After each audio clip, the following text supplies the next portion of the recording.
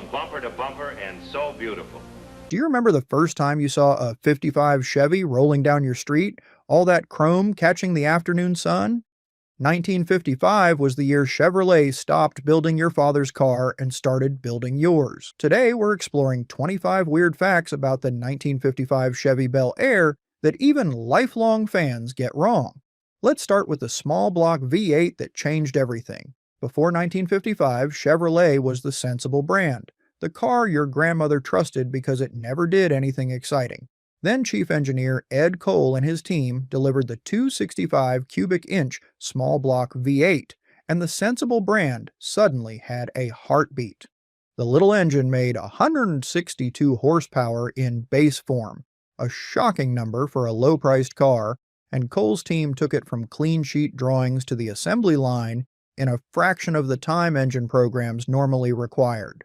There was no time for second guessing, so they designed it light, simple, and cheap to build, and those shortcuts turned out to be genius.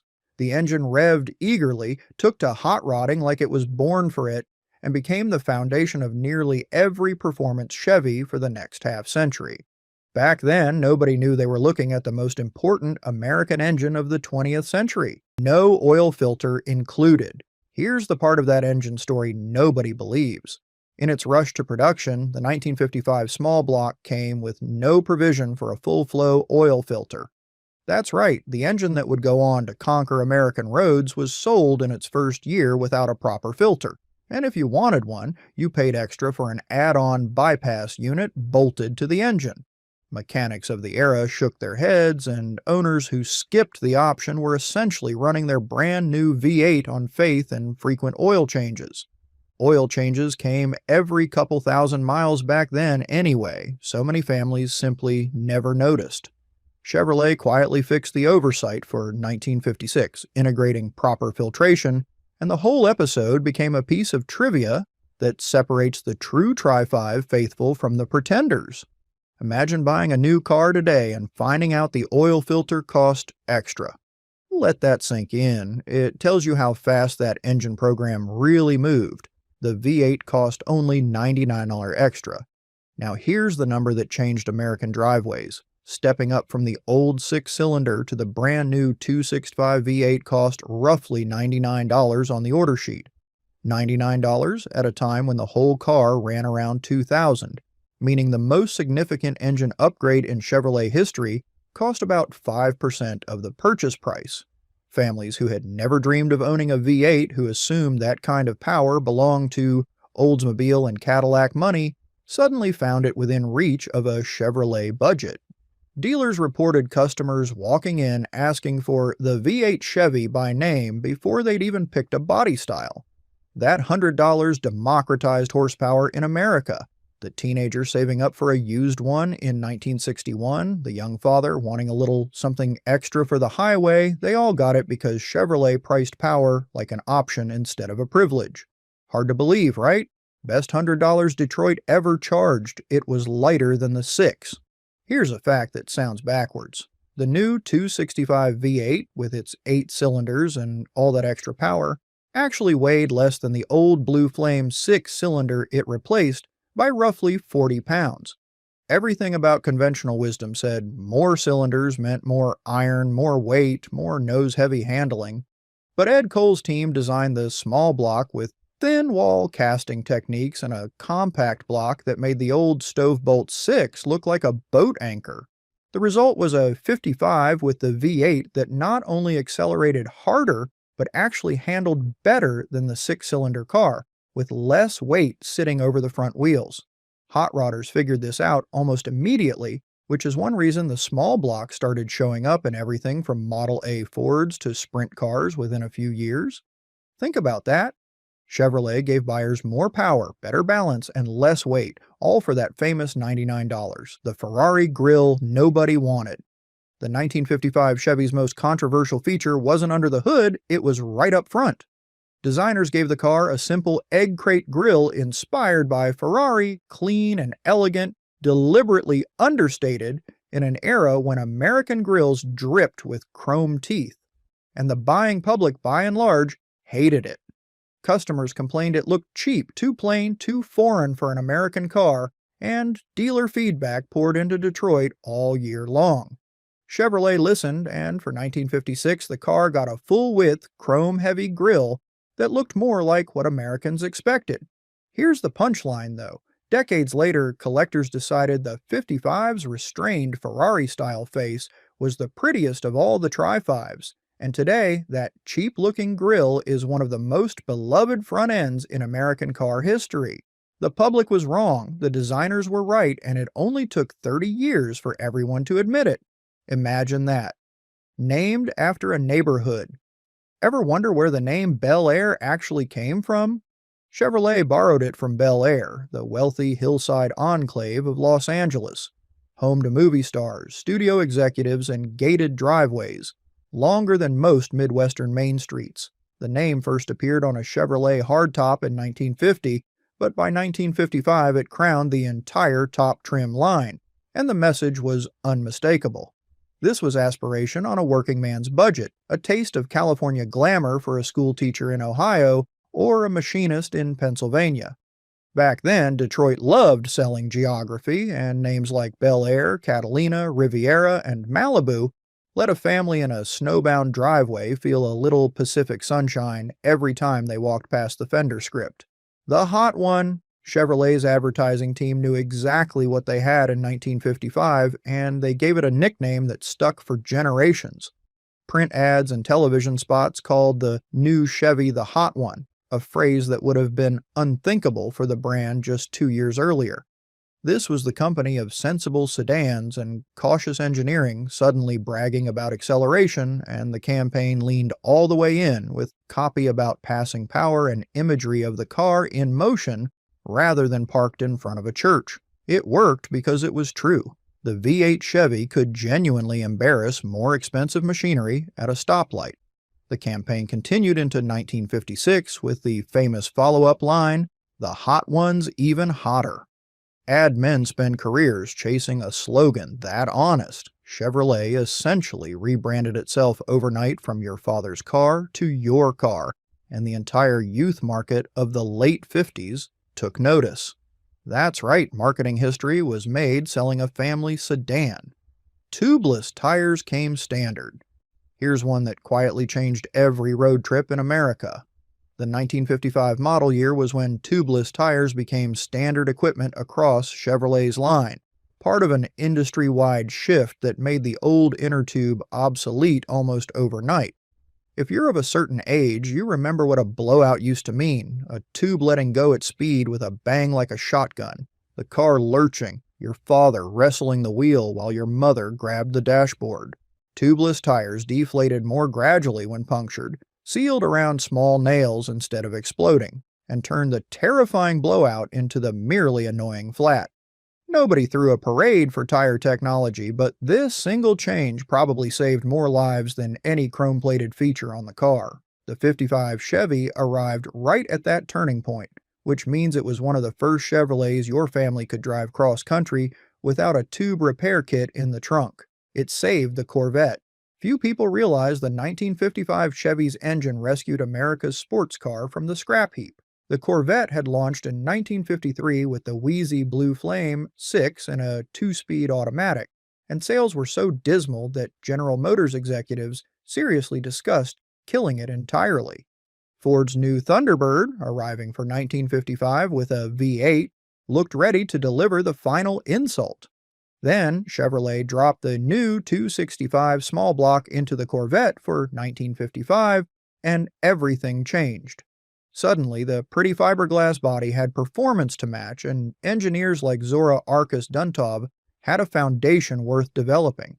Every Corvette since, every generation of America's sports car for 70 years, exists because that little engine from the family sedan showed up just in time.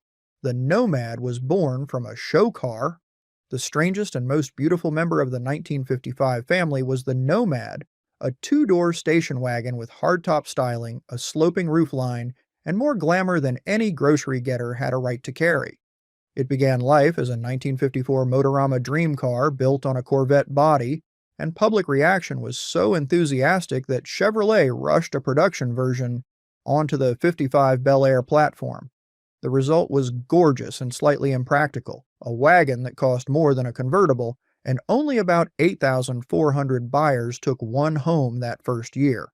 The slanted tailgate famously let rainwater sneak into the cargo area, and families who needed a real wagon bought the sensible four-door instead. But scarcity plus beauty is the collector's formula, and today an original 55 Nomad, first year of 12 volts. Under the skin, the 1955 Chevy made a switch that every shade tree mechanic came to appreciate.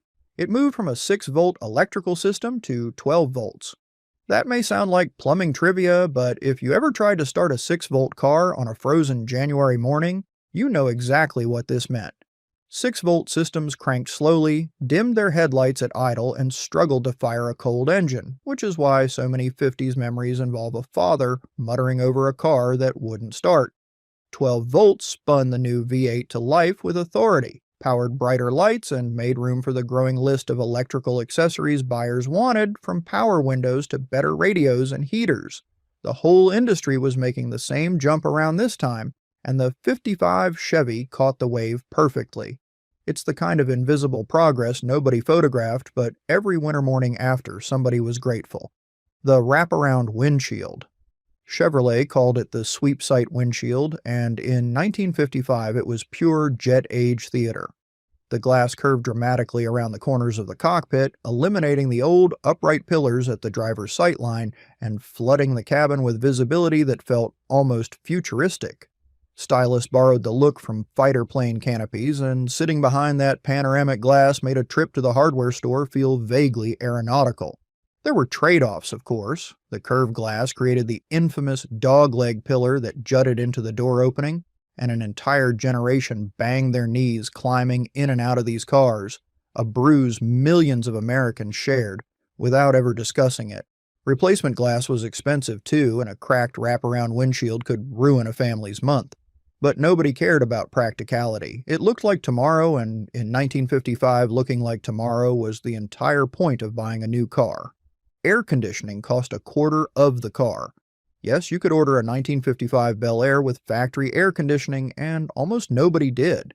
The option ran around $565 on a car that cost a little over $2,000, meaning cool air cost more than a quarter of the entire automobile. To put it plainly, that was months of a working man's wages for the privilege of not sweating, and it was only available with the V8 besides, so the vast majority of 55 Chevys rolled out of the factory with the original climate control system. 4 windows, a pair of vent wings, and higher speed. Families crossed Texas in August with the windows down and a bag of ice on the floor, and children slept stretched out on the rear package shelf in the hot wind. Finding a genuine factory air 55 today is like finding a unicorn, and collectors pay dearly for them, sometimes tens of thousands, over an ordinary example. Hard to believe air conditioning was once a luxury item, right? Your grandchildren will never understand what an August drive used to feel like. If these are bringing the memories flooding back, you are exactly who we make these for. Do us one small favor and subscribe so the next trip down memory lane finds you.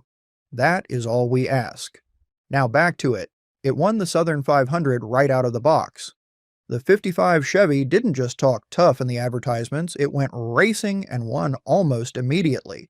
On Labor Day 1955, Herb Thomas drove a 55 Chevrolet prepared by the legendary mechanic Smokey Yunick to victory in the Southern 500 at Darlington, the crown jewel of NASCAR's season and the most brutal stock car race in America.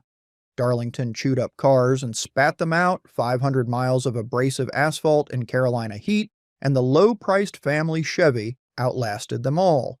For Chevrolet, the timing was priceless. Racing victories sold cars in the 50s the way nothing else could, and win on Sunday, sell on Monday was gospel in every dealership. The sensible brand suddenly had a trophy from the toughest track in the country, and Yunick's little shop in Daytona Beach became part of Chevrolet performance legend. The year Chevrolet broke the record books. 1955 wasn't just a good year for Chevrolet, it was the year the entire American car business went wild. The industry sold more cars than ever before, and Chevrolet led the charge, building roughly 1.7 million cars, a staggering figure that made it the best-selling automobile in America. Think about what that means. In neighborhoods across the country, 55 Chevys arrived by the dozen, parked in driveways on the same block, lined up outside the church on Sunday. The post-war economy was roaring, credit was easy, suburbs were sprouting, and the new Chevy landed in the exact center of the American moment. Dealers could barely keep them on the lot, and some buyers waited weeks for the color and trim they wanted. When people call 1955 the high water mark of American optimism, this car is usually somewhere in the photograph, gleaming at the curb like the whole future was guaranteed. The $2,000 dream. So what did all this cost? A nicely equipped 1955 Bel Air ran right around $2,000, give or take depending on body style and options, which works out to somewhere in the low 20,000s in today's money. Now consider what that bought you. A brand new V8 automobile, top trim, chrome inside and out. The styling sensation of the year. The average family income was around $4,000, so the Bel Air cost roughly half a year's pay, and dealers offered financing that put it within reach of factory workers, teachers, and young veterans building lives on the GI Bill. Slip and slide with Powerglide. For $178 extra, your 55 Chevy came with Powerglide, Chevrolet's 2-speed automatic transmission, and yes, you read that correctly, 2 speeds. Low and drive, that was the entire menu. Kids of the era learned the playground rhyme, slip and slide with Powerglide, teasing the transmission's leisurely slurring shifts, and stick shift loyalists swore the automatic was for people who'd given up on driving. But here's the thing, Powerglide was nearly indestructible. That simple 2-speed soldiered on for decades, and drag racers eventually fell in love with it precisely because there was so little inside to break. Grandmothers and top fuel mechanics ended up agreeing on the same transmission, which may be the strangest legacy any gearbox ever earned. Millions of Americans learned to drive on a Powerglide 55. Seat belts were on the option sheet. Here's a fact that stops people cold. You could get seat belts in a 1955 Chevrolet, and almost nobody wanted them. Belts appeared among the accessories, and the take rate was minuscule. This was an era when safety simply didn't sell, when suggesting a customer might crash felt vaguely insulting, like a tailor asking about your funeral suit. Ford famously built its 1956 marketing around safety features and watched Chevrolet outsell it with horsepower, a lesson Detroit repeated to itself for the next decade. Safety doesn't sell, speed. Children rode standing on the front bench, babies traveled in mother's lap, and the family dog had the run of the car at 70 miles an hour. The gull-wing dashboard. Slide behind the wheel of a 55 and you faced one of the prettiest dashboards Detroit ever drew. Chevrolet's designers gave it a symmetrical twin-cowl layout, 2 matching fan-shaped panels sweeping outward like wings, with the instruments nested in front of the driver and a mirror image panel over the glove box on the passenger side. The look echoed aircraft design, all speed and symmetry, and it meant the passenger got just as much style to look at as the driver. Little details abounded, the delicate chrome speaker grille in the center, the jewel-like knobs, the way the whole panel seemed to smile back at you. Compare that to the somber plastic slabs in most cars today, and you understand why people restore these dashboards down to the last screw. In 1955, even the part of the car you only saw from the inside was designed to make you feel like you'd arrived somewhere. Hollywood made it a legend twice. The 55 Chevy earned automotive immortality on the silver screen, and here's the twist most people miss. It was largely the same cars. The menacing primer gray 55 that starred in the 1971 cult classic 2-lane Blacktop was recycled 2 years later, dressed in black paint, as the 55 Chevy that a young Harrison Ford drove in American Graffiti, challenging John Milner's Yellow Deuce Coupe in that unforgettable climactic race. 2 of the most famous movie Chevys in history. One set of cars. Those films fix the 55 in the American imagination as the ultimate street machine, the car with something to prove, and every generation that discovered those movies went looking for a 55 of their own. Prices climbed, legends grew, and a family sedan from Eisenhower's America became shorthand for rebellion at midnight on a 2-lane road. Not bad for a car your aunt drove to the grocery store. King of the Gassers, Walk through the pits of any drag strip in the 1960s and you'd swear Chevrolet paid the entry fees. The 55 became the definitive gasser, those wild straight axle machines with the nose jacked skyward, fenders full of slicks, and names painted in gold leaf down the quarter panels. Why the 55? It was everywhere, it was cheap, it was relatively light, and the small block took to speed parts like nothing else on earth. A kid with a paper-route budget could buy a tired 55 for a couple $100, and the aftermarket offered every part he could dream of. Thousands of them were raced, wrecked, chopped, and rebuilt all over again, which is partly why clean originals are so prized now. If you spent Saturday nights in the 60s at a drag strip, the Tri-5 legend. Somewhere along the way, the 1955, 1956, and 1957 Chevrolets earned a collective nickname, the Tri-5s. 3 model years so beloved they get treated as a single national treasure. Entire clubs, magazines, swap meets, and parts companies exist to serve nothing but these 3 years of one brand's cars. The 57 with its fins and gold trim usually hogs the spotlight, but purists will tell you, sometimes at great length, that the 55 is the honest one, the original, the year the magic actually happened before the stylists started piling on chrome.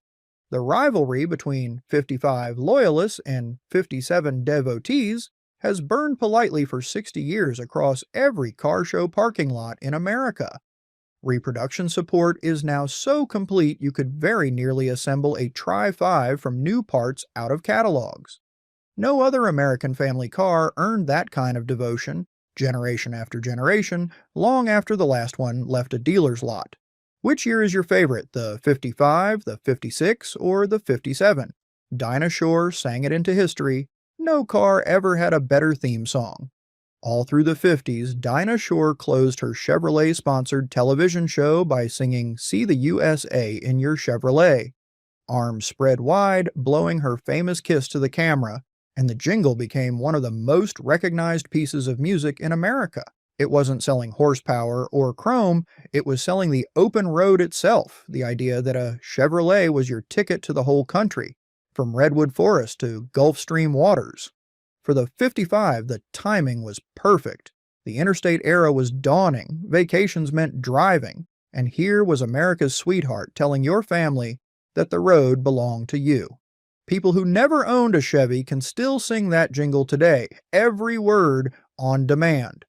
Advertising agencies have spent 70 years and billions of dollars trying to write another one like it. Nobody has come close. The 150 nobody wanted. While the Bel Air got the glory, the bottom of the 1955 lineup was the 150, and it was plain as a paper bag. Rubber floor mats instead of carpet, painted trim where the Bel Air wore chrome, a single sun visor, and about as much jewelry as a park bench. It was the car for fleets, salesmen, and families counting every dollar. And in 1955, nobody bragged about owning one. Then came the great reversal. Racers discovered the 150 was the lightest, cheapest Tri-5, the perfect blank canvas for a big engine, and the stripped-down model became drag racing royalty. Today, an authentic 150, especially a two-door sedan, can command astonishing money, precisely because so few were preserved. Nobody saves the cheap model. The car that buyers were mildly embarrassed by in 1955 is now the connoisseur's choice. Funny how 60 years can turn a plain wrapper into a prize. Over 100 million engines later. Let's close with the legacy nobody in 1955 could have imagined. That little 265 V8, the rush job with the optional oil filter, grew into the Chevrolet small block family, and General Motors went on to build more than 100 million of them, a milestone the company celebrated in 2011. 100 million.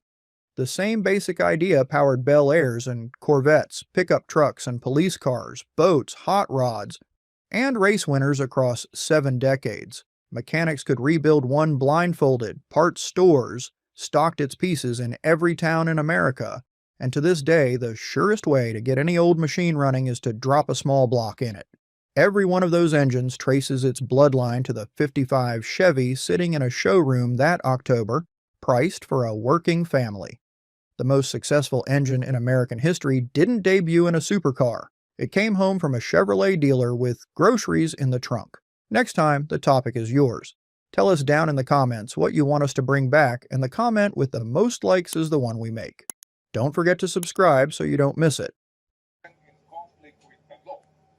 Narinig mo yun sa balita natin kanina, ano sinasabi nitong spokesperson? Tumataas daw po ang bilang ng mga kabataan na nasasangkot po sa iba't ibang mga krimen. So ang tanong natin sa PNP, yung backers na yan,